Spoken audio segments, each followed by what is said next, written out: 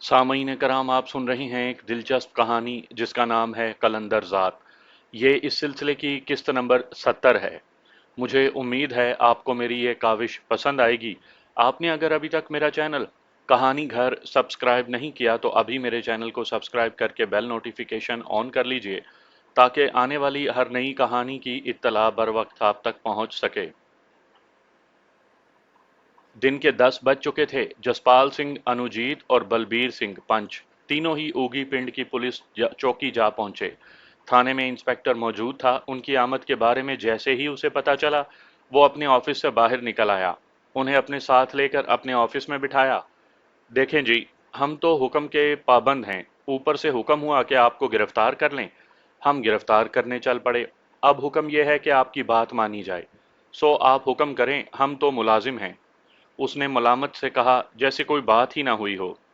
असल दुख तो यही है ना कि जो जिसका काम है वो नहीं कर रहा, बल्कि अवामी इदारों को अपने मफाद में इस्तेमाल करने के लिए दिन ब दिन बिगाड़ पैदा किया जा रहा है। अब देखो, हमारे इलाके में कितना गैर कानूनी नशा फरोख्त होता है। कई ऐसे धंधे हैं जिनसे आपकी भी जुगाड़ लग जाती है, और वो भी खुल्लम खुल्ला। रह गई बेचारी आवाम जिसके लिए ये इदारे बने हैं, वो तो गई ना भाड़ में। जसपाल ने दुखी लहजे में कहा। और सर जी, ये कसूर भी तो अवाम ही का है ना। क्यों ऐसे लोगों को चुनते हैं? जब अवाम के हाथ में ताकत है तो वो क्यों नहीं इस्तेमाल करते? इंस्पेक्टर ने कहा। इसमें भी बड़ी खराबियां हैं। बात जहां से भी चलेगी कानून की हाकमियत पर आकर रुकेगी। खैर, बता सकते हो कि यहाँ से मेरे खिलाफ कौन बंदा है? जसपाल ने उसकी आंखों में देखते हुए पूछा। जी, मुझसे तो ना ही पूछें तो अच्छा है। वो भी ज़ोरावर हैं और आप भी। मैं तो यही कहूँगा कि मुझे ऊपर से हुक्म मिला और उन्होंने इस अफवाहों की बुनियाद पर यह मामला उठाया है कि जो आपके बारे में पूरे इलाके में मशहूर हैं। उसने कहा। कैसी अफवाहें? जसपाल ने पूछा। यही कि आप दहशतगर्द हो। जो भी आपसे दुश्मनी लेता है वो फिर जिंदा नहीं रहता। गैर मुल्की एजेंट और ना जाने क्या क्या फैला हुआ है आपके बारे में।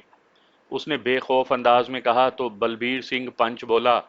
अरे इंस्पेक्टर साहब, जो बेचारा अपनी हवेली दोबारा ठीक नहीं करवा सका, जो अपने ही गांव में सुकून से नहीं रह पाता, वो क्या होगा? आइंदा कोई ऐसा मामला हो तो पहले मुझे बताओ। मैं इस गांव का पंच हूँ, समझे? अब हम चलते हैं। ओ सरकार, चाय तो पी कर जाएं, बंदा गया है लेने, वो उठते हुए बोला। फिर किसी वक्त सही, बल्कि हम आपको चाय पर बुलाएंगे, जसपाल ने कहा और वो लोग बाहर निकल गए। जिस वक्त वो वापस जा रहे थे, उन्होंने फैसला कर लिया था कि वो एक बार सरदार वीर सिंह जी से ज़रूर बात करेंगे, क्योंकि उससे बात करनी ज़रूरी थी। वो तीनों वहीं से सीधे उसी के पास चले गए। इस वक्त वो अपनी हवेली पर नहीं, डेरे पर था। वो उन्हें देखते ही खड़ा हो गया। सरदार जी, आप बैठें। आप हमारे लिए बड़े मोहतरम हैं, क्यों शर्मिंदा करते हैं? जसपाल ने कहा। नहीं पुत्र, मुझे तो तेरे सामने ज़मीन पर बैठना चाहिए। मैं तुमसे बहुत शर्मिंदा हूँ। सरदार वीर सिंह ने उनसे निगाहें चुराते हुए कहा। ऐसा भी क्या सरदार वीर सिंह, शर्मिंदा क्यों हो? बलबीर सिंह पंच ने उसकी तरफ देखते हुए पूछा। देखो, इस लड़के ने मुझ पर भरोसा किया, मेरे साथ चला, मुझे खुद कहा कि अगर सियासत में मुझे हक देता है। लेकिन जोगिंदर और सरिंदर ने अच्छा नहीं किया। मैं जानता हूं उन्होंने क्या किया है। मैंने बहुत रोका उन्हें। उसने भीगे हुए लहजे में कहा। सरदार, वो तेरी मर्जी के खिलाफ कैसे चले गए? बलबीर सिंह पंच ने उससे पूछा। वो मेरे मरने का इंतजार कर रहे हैं। मैं मर जाऊं और वो मेरी जायदाद को आपस में बांट लें। लेकिन अब ऐसा नहीं होगा, उसने दुखी लहजे में कहा। सरदार वीर सिंह, इतना दुखी ना हो। बैठकर बात करते हैं। हुआ क्या है? बलबीर सिंह पंच ने पूछा। वो सब बैठ गए तो सरदार वीर सिंह ने कहा। वो जवान हो गए हैं, मेरे मुंह बोले बेटे हैं। मैंने काफ़ी से ज़्यादा जायदाद उनके नाम लगवा दी है। बाकी भी उन्हीं का था। वो इस इलाके की सियासत पर भी काबिज होना चाहते हैं। उनके गुमान में भी नहीं था कि जसपाल सिंह यूं आ जाएगा और उनके ख्वाबों पर पानी फेर जाएगा।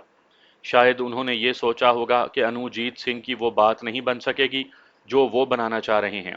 जो भी है, मेरा उनसे इख्तलाफ हुआ इस बात पर। मगर वो समझते हैं कि उनकी इस इलाके में ज़्यादा पहुंच है, वो ज़्यादा रसाई रखते हैं। उनका वोट बैंक ज़्यादा है, सो उनका दिमाग ख़राब हो गया है और वो ओछे हथकंडों पर उतर आए हैं। मेरा उन पर कोई बस नहीं, वो भारी लहजे में बोला। जसपाल सिंह चंद लम्हे खामोश रहा, फिर बोला, आपने बात साफ कही, आपसे हमें कोई गिला नहीं, लेकिन क्या आप उन्हें पैगाम दे सकते हैं मेरा? बोलो बेटा, उसने कहा। यही कि वो आज शाम से पहले पहले आकर माफ़ी मांग लें और कल सुबह इलाके भर के बड़ों तक ये पैगाम पहुंचा दें कि वो इलेक्शन में हिस्सा नहीं लेंगे तो बात ख़त्म हो सकती है। मैं भूल जाऊंगा, वरना नहीं, क्योंकि जब दो भागते हैं तो उनके लिए मैदान एक जैसा ही होता है।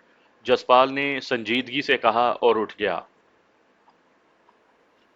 बेटा बैठो तो सही, हम बात करते हैं, मैं समझाता हूं उन्हें, कोई सुलह की राह निकालते हैं, सरदार वीर सिंह ने कहा। तो जसपाल बोला, आपसे तो अब ताल्लुक रहेगा, ये हम चाहेंगे, वो दोनों हमसे ताल्लुक रखना चाहते हैं तो जो मैंने कहा है वो ही करें, बाकी मैं खुद देख लूंगा। ये कहकर वो कोई बात सुने बिना बाहर की जानिब चल पड़ा। बलबीर सिंह पंच और अनुजीत भी उसके साथ चलते हुए गाड़ी में आ बैठे। उनके डेरे से निकलकर जब वो ऊगी पिंड की तरफ जाने के लिए सड़क पर चढ़े तो साथ बैठे हुए बलबीर सिंह ने पूछा, जसपाल, तूने बहुत सख्त बात कर दी, वो दोनों ये कभी नहीं चाहेंगे, वो तो बड़ा दुखी था। नहीं पंच साहब, ऐसा नहीं है, वो वीर सिंह भी ड्रामा कर रहा है, उसका ये लहजा और अंदाज अब सिर्फ उन दोनों को बचाने के लिए है, क्योंकि ये मुमकिन ही नहीं है कि वो दोनों इस वीर सिंह की मुखालफत में एक कदम भी उठा सकें। इन सब की मिली भगत है। जसपाल सिंह ने कहा। तुम्हें ये कैसे एहसास हुआ? बलबीर सिंह ने पूछा। उसने जो बातें की हैं उन पर गौर करें, वो अपने दुख नहीं सुना रहा था, उन दोनों की सफाई दे रहा था। उसने बिल्कुल वैसा ही किया है जो मैंने रात बिशनाम सिंह से बातें करके सोचा था, उसने जवाब दिया। तुम बिशनाम सिंह से मिले थे? अनुजीत ने पूछा। हाँ, मैं और हरप्रीत वहीं से शादी वाले घर ही से बिशनाम सिंह के घर चले गए थे। मैंने बड़ी तफसील से बात की है उसके साथ। ये वीर सिंह दोहरी चाल चल रहा है, जसपाल ने बताया। बहुत दुख हुआ ये सुनकर, बलबीर सिंह ने तासुफ भरे लहजे में कहा। दुख तो इस बात का है पंच साहब कि ये अपने आप ही को धोखा नहीं दे रहे, बल्कि ये धर्म के साथ भी खिलवाड़ कर रहे हैं। नाम धर्म का लेते हैं, लेकिन कुवत अपने लिए हासिल करते हैं। मैंने पूरे इलाके में इसे चुना था, मगर वो और ही कुछ निकला। खैर, अब देखता हूँ ये क्या करते हैं, जसपाल ने सर झटकते हुए कहा। उनके दरमियान शायद मजीद बात चलती, ताहम उसी लम्हे हरप्रीत की कॉल आ गई। उनके घर कुछ मेहमान आए थे, उनमें खामोशी फैल गई। ये खामोशी ऊगी पिंड तक ऐसे ही रही। वो बलबीर सिंह को उसके घर उतार कर वापस चल पड़े। जसपाल सिंह खुद पर बहुत हद तक काबू पा चुका था। उसने सोच लिया था कि वो अब उनसे खेलेगा। वो घर पहुंचे तो उनके लॉन में बिशनाम सिंह के साथ तीन अफराद बैठे थे। वो गाड़ी पोर्च में रोकने के बाद उन्हीं की जानिब बढ़ गए। उसकी आमद पर वो चारों ही खड़े हो गए। सत श्री अकाल जी। उसने फतह बुलाई तो सब ने भी वैसे ही फतह बुला दी। तो उसने कहा, बैठें, तशरीफ रखें। वो सब बैठ गए तो बिशनाम सिंह ने मुस्कुराते हुए उनका तारुफ करवाया। उनमें से एक जालंधर का वकील था और दो नकोदर से कारोबारी थे। उन तीनों का ताल्लुक उसी पार्टी से था जिसका बिशनाम सिंह मेंबर था और प्रताप सिंह उस पार्टी का वजीर था। वो खैर सगाली के तौर पर उसके पास आए थे। जसपाल को मालूम था कि वो किसके कहने पर आए हैं, फिर भी उनकी खासी आवभगत की थी। वो देर तक उनके साथ बैठा गपशप लगाता रहा, यहाँ तक कि वो अपनी तमाम तर नेक तमन्नाओं का इजहार करके चले गए।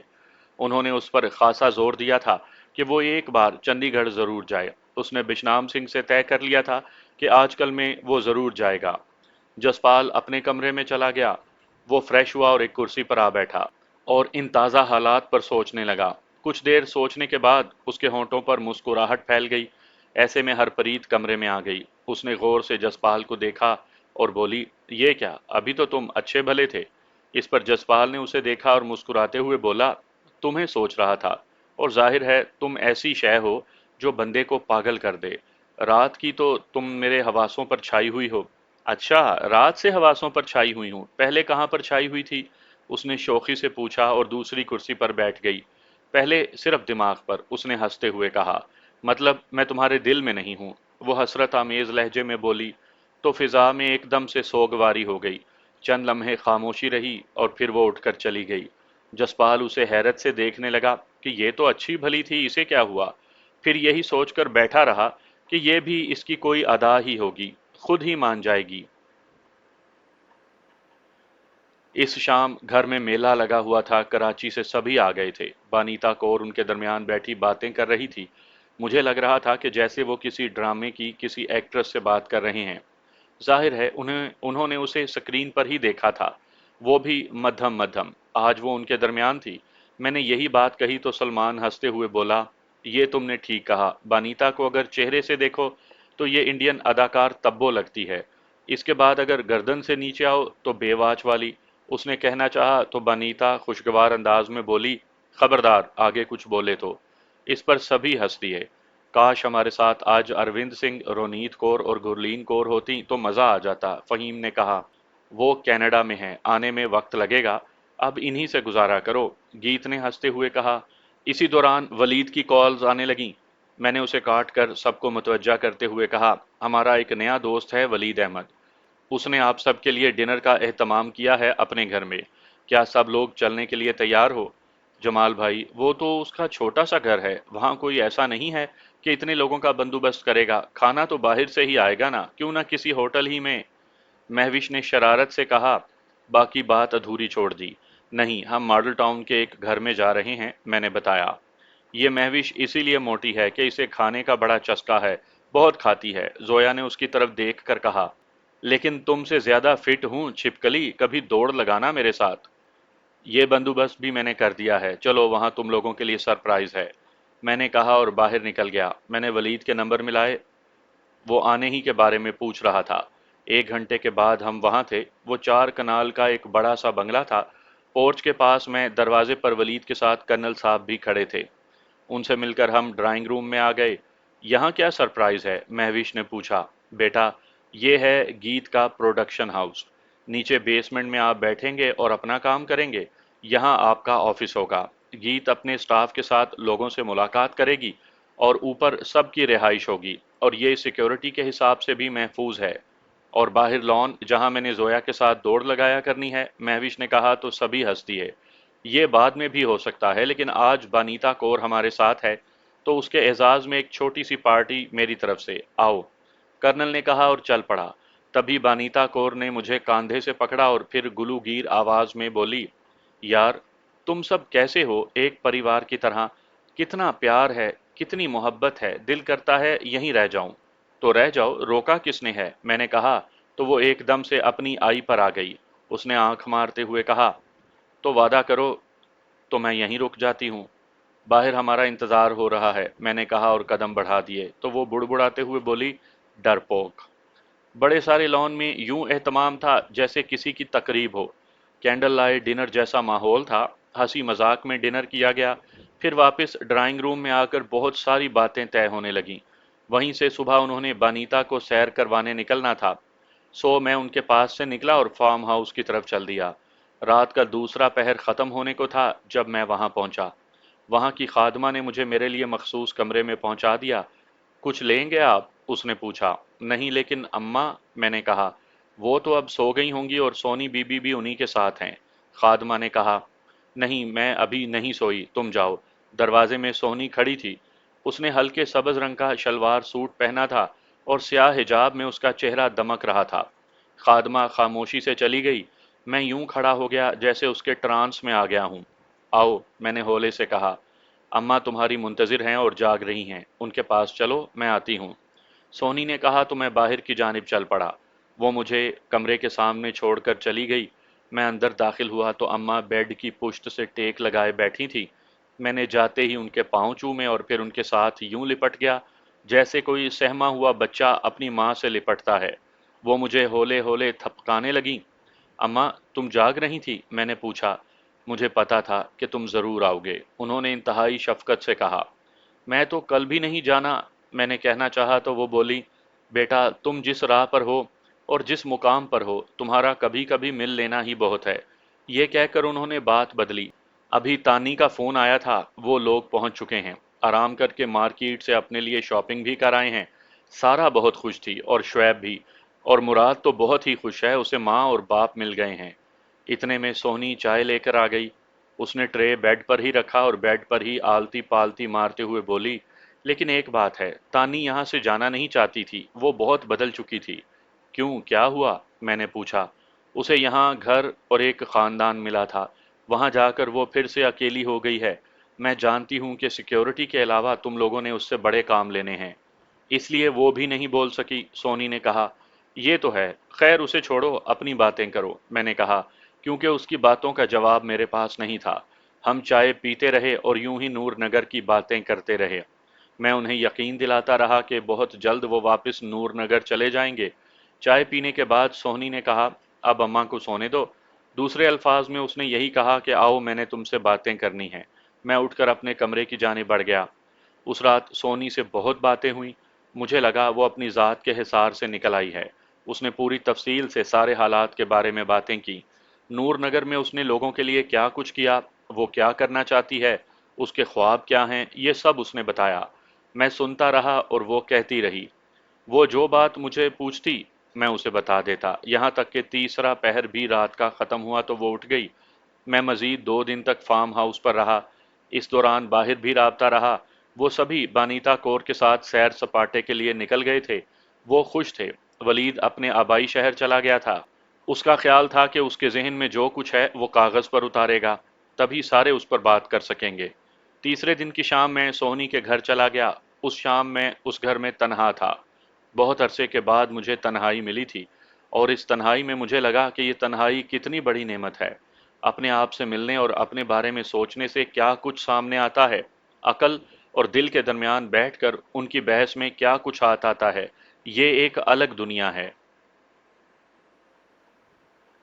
جسپال اور ہرپریت چندی گڑھ ایئرپورٹ سے نکل کر باہر آ چکے تھے۔ وہ کل سے صبح تک امرتسر میں رتن دیپ سنگھ کے پاس تھے۔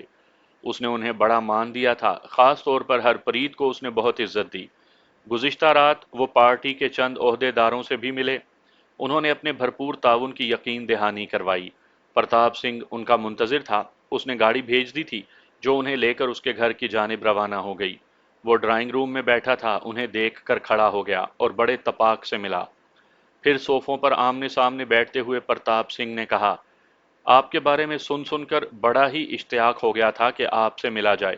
آج آپ سے مل لیا تو بہت خوشی ہوئی۔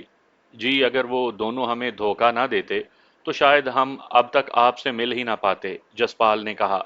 یہ سیاست میں چلتا ہے۔ سیاست میں آنے کا مطلب ہے اپنے دشمنوں میں اضافہ کرنا، جن کے بارے میں گمان بھی نہیں ہوتا کہ وہ دشمن ہو سکتے ہیں یا وہ ہمارے دوست ہیں، وہی سازش کرتے ہیں۔ یہ کرسی، یہ عہدہ بڑی ہی ظالم چیز ہے جسپال سنگھ جی، لیکن اگر اسی عہدے اور کرسی کا درست استعمال کیا جائے تو کیا دوستوں میں اضافہ ممکن نہیں؟ اس نے پوچھا۔ اصل میں سارا نظام ہی کرپٹ ہو چکا ہے۔ ہر بندہ صرف اپنے فائدے کے لیے سوچتا ہے، اسے دوسروں سے غرض ہی نہیں۔ آپ نے تو دھرم کے لیے سب کچھ تاج دیا ہے، میں جانتا ہوں، لیکن اپنوں ہی نے، اپنی سکھ قوم نے اپنے ہی دھرم کے ساتھ کیا کھلواڑ کیا، آپ سوچ بھی نہیں سکتے۔ اگر ایک سکھ کے بارے میں یہ سمجھا جاتا ہے نا کہ وہ خوددار ہے یا سچا ہے، تو میں ایسے سکھوں کو بھی جانتا ہوں جو دھرم کے نام پر اپنا آپ کیا، اپنے دھرم کو بھی بیچتے ہیں۔ اس نے دکھی لہجے میں کہا، آپ نے ٹھیک کہا، نشے کی لہر سے جو سکھ قوم ختم ہو رہی ہے، ان کے ہاتھوں سے ہتھیار پھنکوا دیا گیا ہے۔ یہ تو صرف غیروں کی سازشیں نہیں، اس میں اپنے بھی پوری طرح ملوث ہیں۔ بکاؤ مال ہر قوم میں ہوتا ہے۔ جسپال بھی کافی حد تک دکھی ہو گیا تھا۔ اب وقت آ گیا ہے کہ انہی میں سے ایسے لوگ پیدا کیے جائیں جو نظام کو ٹھیک کریں۔ اب وقت جوش کا نہیں، ہوش کا ہے۔ دھرم کے نام پر سیاست کرنے والے منافقوں کو نکال باہر کرنا ہے۔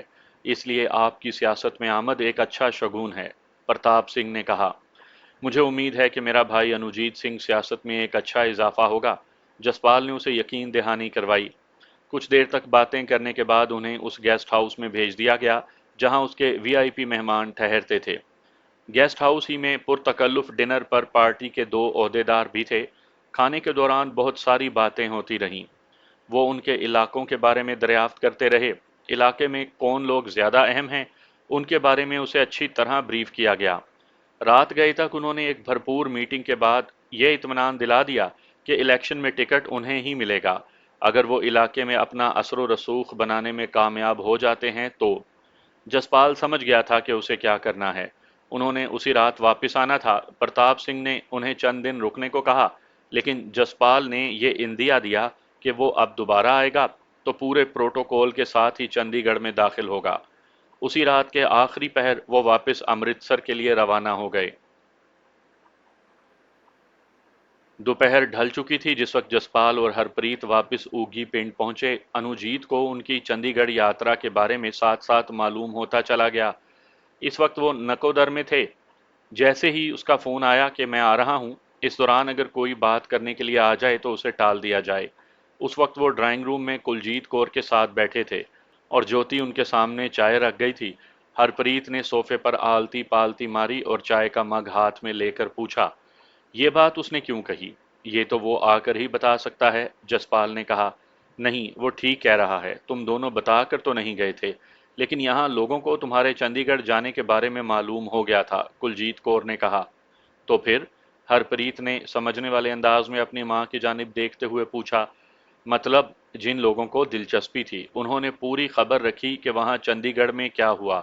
कुलजीत कौर ने कहा तो जसपाल समझ गया, इसलिए बोला, आपके मन में कोई बात है तो बताएं। वो चंद लम्हे खामोश रही, फिर हौले से बोली, आज सुबह सरदार वीर सिंह जी का फोन आया था, कह रहा था कि मुझसे मिलना चाहता है। मैंने कहा शाम को आ जाओ। कहने लगा कि मैं फोन करके आऊंगा, कुलजीत कौर ने कहा। और अब तक उसका फोन नहीं आया होगा? जसपाल ने पूछा। तो कुलजीत कौर ने इस बात में सर हिला दिया। लगता है नकोदर में कोई ऐसी ही बात होगी, हरप्रीत ने कहा तो जसपाल बोला, वो आ जाएगा तो बता देगा, पहले सर खपाने की कोई जरूरत नहीं। ठीक है, जाओ पुत्र, जाकर आराम करो, इतना सफर करके आए हो। कुलजीत कौर ने कहा तो जसपाल उठकर चल दिया। इस वक्त वो खुद थोड़ा सा सुकून चाहता था। डिनर के लिए जब वो सारे इकट्ठे हुए तो अनुजीत ने बताया, वीर सिंह आज नकोदर में था, वहीं उसने अपनी पार्टी के लोगों के साथ काफी वक्त गुजारा। मुझे शायद उसके बारे में पता न चलता अगर मेरी उसके साथ मुलाकात ना करवा दी गई होती। मुलाकात करवाई गई मतलब? जसपाल ने पूछा। मुझे आज पार्टी के लोगों ने बुलाया था, वो ये पूछना चाहते थे कि क्या मैंने विधानसभा का इलेक्शन लड़ना है और इस मामले में क्या मैं पूरी तरह संजीदा हूँ। उसने कहा तो जसपाल ने पूछा, तो फिर तुमने क्या कहा? वही जो फैसला हम कर चुके हैं। मैंने साफ कह दिया कि मैंने इलेक्शन लड़ना है, और ये मेरा फैसला क्यों है ये भी बता दिया कि सरदार वीर सिंह ने यह फैसला दिया है।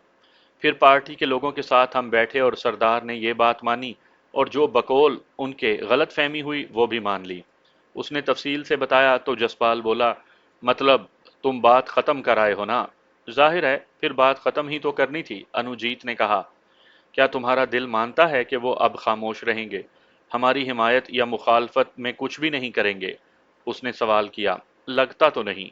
इस वक्त तो वो वक्त को संभाल गए हैं, उन्हें शायद ये उम्मीद ही नहीं थी कि तुम्हारी इस कदर पार्टी में बात होगी। और अनुजीत ने कहना चाहा, लेकिन जसपाल ने उसकी बात काट दी। आइंदा भी उन पर भरोसा मत करना। दोस्त और दुश्मन की पहचान करना सीखो, वरना इसकी बड़ी कीमत अदा करनी पड़ती है। तुम्हारे पास सिर्फ एक पैमाना होना चाहिए, ये देखने के लिए कि मुनाफिक कौन है। जिस वक्त तुम मुनाफिक को समझ जाओगे, दोस्त दुश्मन की पहचान भी आ जाएगी। अब इस मौजू पर चाहे बात ना भी हो, मगर इससे बहुत ज्यादा मोहतात रहना। अब जबकि तुम सियासत के मैदान में कदम रखने जा रहे हो, कदम कदम पर इम्तहान होगा। मुनाफिक की पहचान रखने वाला इन इम्तहानों से बाआसानी गुजर जाता है। ठीक है, मैं ये याद रखूंगा, अनुजीत ने संजीदगी से कहा। तो जसपाल उसे समझाने लगा कि अब आगे कैसे चलना है। डिनर के बाद अनुजीत बाहर निकल गया। जसपाल अपने कमरे में आ गया तो पीछे ही हरप्रीत आ गई। फिर वो थे और उनकी बातें थीं। बर्फ में जमे हुए सांप में अगर हरकत ना हो तो इसका मतलब ये नहीं कि उसमें जहर खत्म हो गया है। ये एक बहुत पुरानी कहानी है, लेकिन ये कहानी आज भी उसी तरह ताज़ा है जिस तरह ये तब थी जब ये कहीं किसी ने सुनाई थी। दुश्मन वक्ती तौर पर अगर जमे हुए सांप की तरह हो जाए तो उसमें से जहर निकल नहीं जाता, जहर तो वैसा ही रहता है। नूरनगर में जोगी रामलाल और मलंग की मौजूदगी ये जाहिर कर चुकी थी कि राह की रसाई न जाने कब से वहां तक थी। बहुत पहले भी मैंने उसी इलाके से बंदे पकड़े थे, और अब अगर कर्नल सरफराज ने वहां से अम्मा और दूसरे लोगों को निकाला था तो उसकी ज़रूर कोई वजह रही होगी। जबकि मुझे इत्मीनान इस बात का था कि इशफाक चौधरी ने मुझसे कोई राब्ता नहीं किया था। नूरनगर से सब अच्छा ही की रिपोर्ट थी। इस वक्त मैं सुबह की मिलगुजी रोशनी में टेरेस पर खड़ा चाय पी रहा था। सोनी का घर कुछ इस तरह था कि सामने से आने वाली सड़क उसके गेट तक आती थी, फिर दाएं और बाएं मुड़ जाती थी, बिल्कुल अंग्रेजी के हरफ टी की तरह। यहाँ टेरेस से सामने मेन रोड साफ दिखाई देता था। मैं उधर ही देख रहा था कि एक लग्जरी वैन गेट पर आकर रुकी और उसमें से सब उतरने लगे। वो सारे आ गए। बानीता कौर ने मुझे देखकर हाथ हिलाया और फिर अंदर आ गई। मैंने सोचा चाय खत्म करके ही नीचे जाता हूँ। मैं वहीं खड़ा रहा। मैं वहां से पलट कर जाने ही वाला था कि दो मोटरसाइकिल सवार सामने से आते हुए दिखाई दिए। ये मामूल था। सो मैं अपने कमरे में आया तो बानीता कौर कमरे में आ चुकी थी। मुझे देखते ही बोली, सब आ गए और अपने कमरों में भी चले गए। वो बहुत थके हुए हैं, आओ सो जाओ। नहीं, तुम आराम करो, मुझे अब नींद नहीं आएगी। मैं वापस छत पर जाता हूँ, मैंने कहा और बाहर निकल गया। बानीता कौर मेरे बेड पर लेट गई। मैं दोबारा छत पर आ गया। मैं जैसे ही छत पर आया, मेरे सामने की रोड पर खड़े दोनों मोटरसाइकिल सवार मुझे देखकर एकदम से हरासा हो गए। वो दूसरी तरफ देखने लगे, फिर ज्यादा देर वहां खड़े ना रह सके और फौरन निकल गए। मैं भी चौंक गया कि वो वहां क्यों खड़े थे और अब भाग क्यों गए। मैंने ये अच्छी तरह देख लिया था कि उन दोनों मोटरसाइकिलों की नंबर प्लेट नहीं थी। बिलाशुबा वो मशकूक थे। इस वक्त मैंने दारे को फ़ोन किया। वो अभी जाग रहा था, सोया नहीं था। हाँ, क्या बात है, चाय लाऊं? दारे ने पूछा तो मैंने कहा, सबको जगा दो और उन्हें कहो कि मोहतात हो जाएं, मैं अभी आता हूँ। शायद मेरे लहजे में कुछ ऐसा था कि उसने तेजी से कुछ पूछा था जिसे मैंने नहीं सुना। गेट पर सिक्योरिटी गार्ड के नाम पर एक आदमी ही था। मैंने उसे फ़ोन करके अंदर की जानिब हो जाने को कहा और फिर नीचे आ गया। जब तक मैं नीचे आया सभी ड्राइंग रूम में आ गए थे, सिवाय बानीता कौर के। मैंने उन्हें अपने शक के बारे में बताया तो सबसे पहले सलमान ने कहा, हाँ, जब मैं वैन को वापस भिजवा रहा था उस वक्त ही वहाँ दो बंदे एक मोटरसाइकिल पर आए थे। अगर ये सूरत हाल है तो हमें एक चक्कर इस इलाके का लगा लेना चाहिए। अगर कोई हमारी ताक में हुआ तो सामने आ जाएगा। जुनेद ने अपने दोनों पिस्टल शर्ट में रखते हुए कहा। हाँ, इंतज़ार करने से ज़्यादा इलाका देख लेना बेहतर है, एहतियात ज़्यादा बेहतर है, ज़ोया ने कहा। चलें ऐसा करते हैं, आज बाहर ही से नाश्ता करते हैं। महविश ने ज़ोया की तरफ देखते हुए कहा ही था कि बाहर से सिक्योरिटी गार्ड ने ऊंची आवाज़ में बुलाया। सब तेज़ी से बाहर जाने लगे तो मैंने रोक दिया। मैं देखता हूँ, मैंने कहा और आगे बढ़ गया। क्या बात है? मैंने उसके करीब जाकर पूछा। उसने गेट की झरी में से बाहर की जानिब इशारा किया। मैंने बाहर देखा तो सामने सड़क पर एक स्याह रंग की फोर व्हील खड़ी थी। अगरचे वो गेट से काफ़ी दूर थी, लेकिन उसके खड़े होने के अंदाज ही से शक जहन में लहरा गया।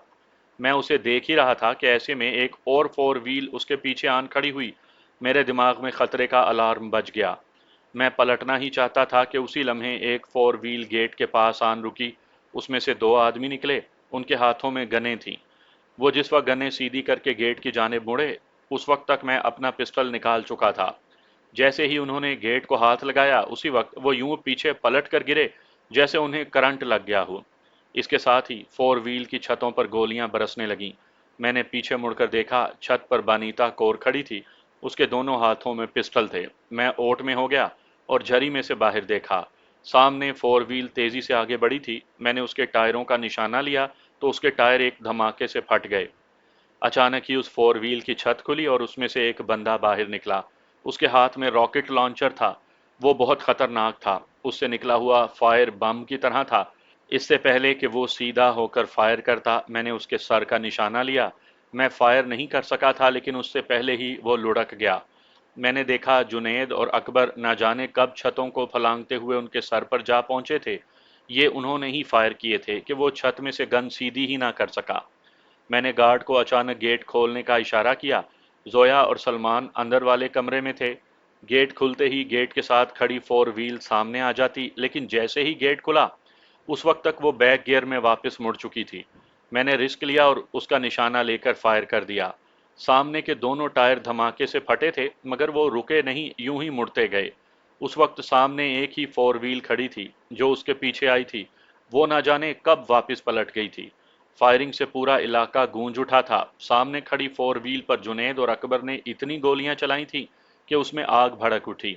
जैसे ही आग का शोला बुलंद हुआ, वो फोर व्हील एक धमाके से फट गई। उस वक्त ये पता नहीं था कि कितने आदमी उसमें थे, जिंदा भी थे कि वो लोग अपनी लाशें छोड़कर भागे थे। कौन हो सकते थे? ये पहला सवाल था जो मेरे जहन में आया, मगर इसका कोई जवाब मेरे पास नहीं था। सभी के होंठों पर यही सवाल था, मगर ये वक्त इस सवाल के जवाब का नहीं था। اس سے پہلے کہ پولیس یہاں پر آئے، فہیم تم ایسا کرو، فوراً بانیتا اور گیت کو لے کر یہاں سے نکل جاؤ۔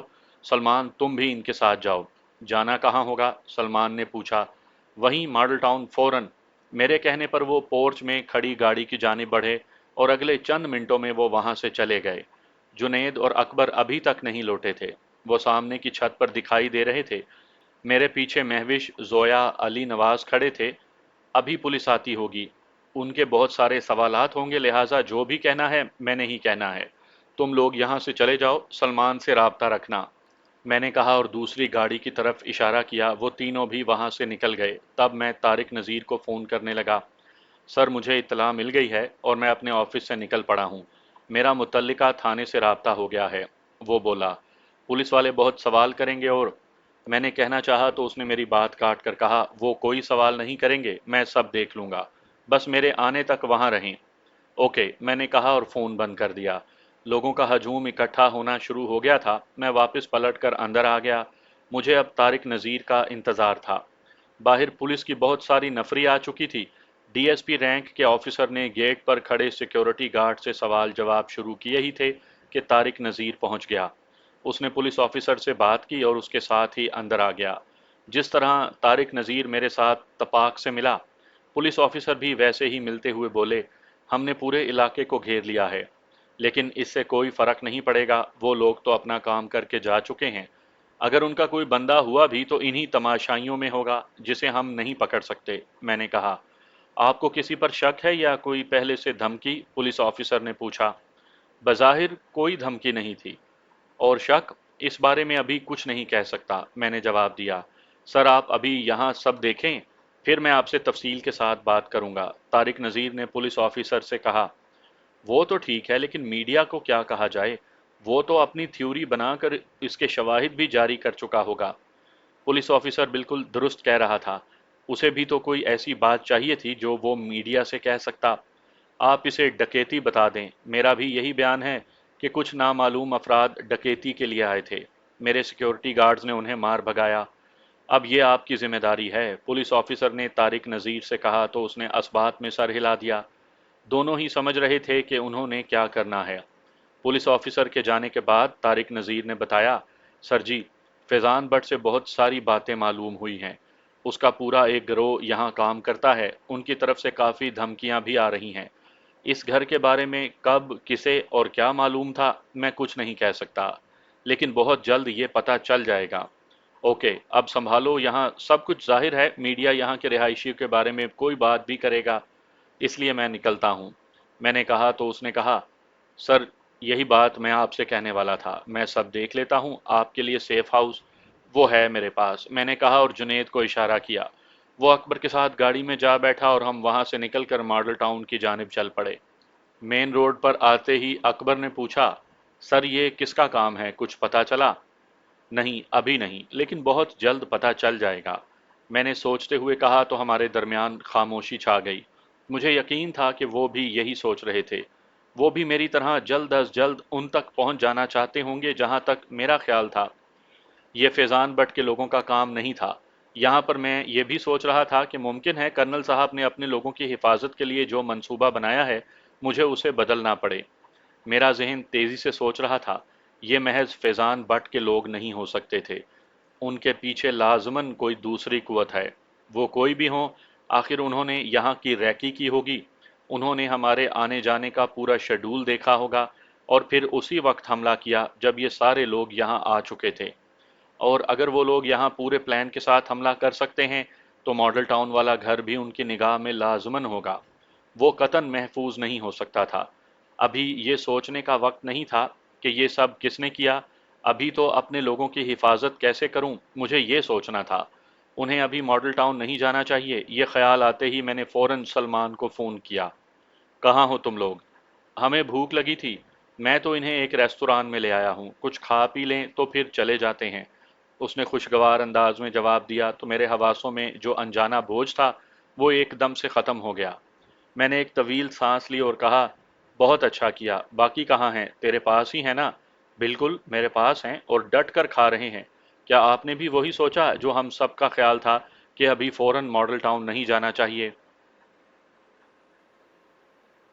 بالकुल तुम ठीक समझे हो, मैं आ रहा हूँ, फिर किसी तरफ निकलते हैं, लेकिन बाहर नज़र ज़रूर रखना। मैंने उसे समझाया तो वो बोला, इसकी आप फिक्र ना करें, मुझे पूरा ख्याल है।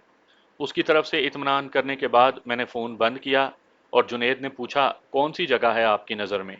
लेकिन इस वक्त फ़हीम और बानीता कौर के सिवा बाकी सब वहीं चले जाएंगे। क्या हम भी? जुनैद ने पूछा। हाँ, तुम दोनों भी। यहाँ सारा सेटअप डिस्टर्ब हो गया है, इसे दोबारा बनाते थोड़ा वक्त लगेगा, फिर देखते हैं क्या होता है। मैंने उसे समझाया तो उन्होंने सर हिला दिया। इस वक्त हम नहर किनारे जा रहे थे, जबकि वो सारे गुलबर्ग में कहीं थे। मैंने जुनैद को मुस्लिम टाउन की तरफ जाने वाली सड़क पर छोड़ने को कहा। उन्होंने मुझे उतार दिया। मैंने वहां से रिक्शा लिया और शाह जमाल के स्टॉप पर रिक्शा छोड़कर पैदल ही चल पड़ा। शाह जमाल के इलाके में बहुत पहले मैंने अपने लिए एक सेफ हाउस बनाया था। वहाँ काफ़ी देर से एक फैमिली रहती थी, जिसे मैं ही अफोर्ड करता था। ऐसे ही किसी वक्त के लिए मैंने वो जगह बना रखी थी। मेरा वो दोस्त एक सरकारी महकमे में सेक्शन ऑफिसर की सतह का मुलाजिम था। मैं अक्सर वहाँ चला जाता और रात रहकर या कभी दिन गुजार कर चला आता। वहाँ मैं यही मशहूर था कि मैं उनका एक रिश्तेदार हूँ जो दूसरे शहर में रहता है और वहीं कारोबार करता है, यहाँ माल खरीदने आता है, एक दो दिन रहकर वापस चला जाता है। मैंने उसे फ़ोन किया। इस वक्त वो घर से दफ्तर के लिए जाने को तैयार था। वो मेरे आने तक रुक गया। मैं उसके पास जा पहुंचा तो वो कुछ देर मेरे पास बैठकर चला गया। ऊपरी मंजिल पर मेरे लिए मखसूस एक कमरा था, मैं वहां चला गया। उनकी मुलाजमा मेरे लिए चाय रख गई। वो सभी अभी तक गुलबर्ग में बैठे एक रेस्तुरान में खा पी रहे थे। मैंने उनके लिए भी सोच लिया था कि वो कहाँ रहेंगे। ऐसा ही एक बुजुर्ग जोड़ा एक मारूफ टाउन में रहता था। उनके साथ मैं नूर नगर से आया हुआ एक जोड़ा रहता था, जो उनकी खिदमत पर मामूर था। ये वहाँ जाते तो उनके पोते पोतियाँ ही जाहिर होते। मैंने उन्हें सारी बात समझा दी और वहाँ जाने के बारे में कह दिया। दोपहर के बाद मेरा अरविंद सिंह से राब्ता हुआ।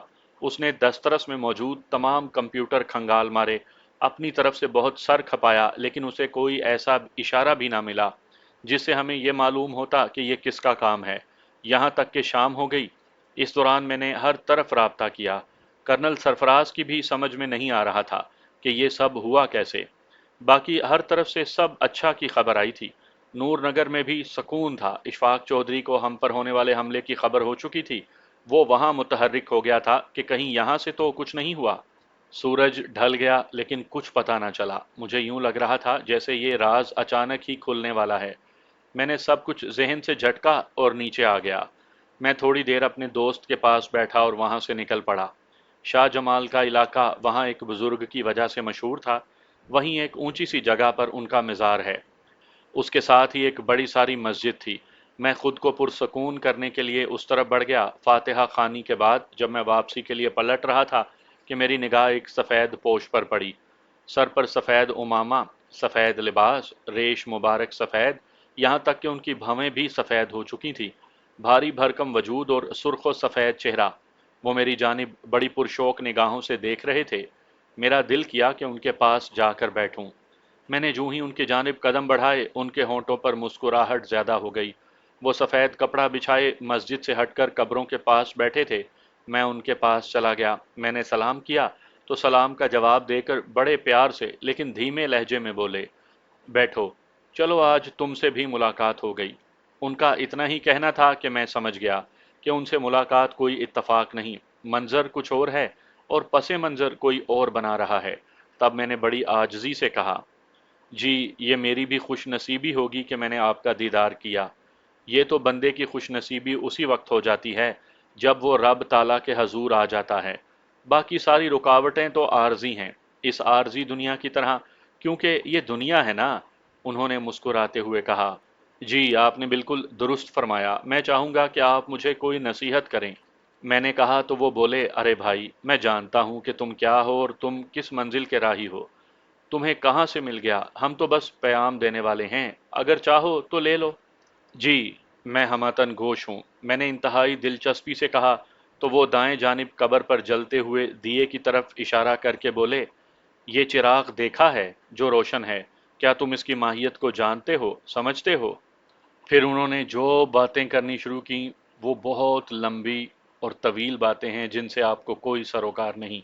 انہوں نے نرم انداز میں آنکھیں بند کیں اور خاموش ہو گئے۔ کتنے ہی لمحے وہاں گزر گئے، میں ان کے سامنے بیٹھا رہا، یہاں تک کہ انہوں نے آنکھیں کھول لیں، میری طرف اجنبیوں کی طرح دیکھا اور بچھا ہوا سفید کپڑا اٹھا کر ایک طرف چل دیے۔ میں انہیں دیکھتا ہی رہ گیا۔ میں چونکا اس وقت جب میرا فون بج اٹھا۔ وہ جنید کی کال تھی۔ وہ قریب ترین سڑک پر آ چکا تھا۔ پھر میں بھی اٹھا اور چل دیا۔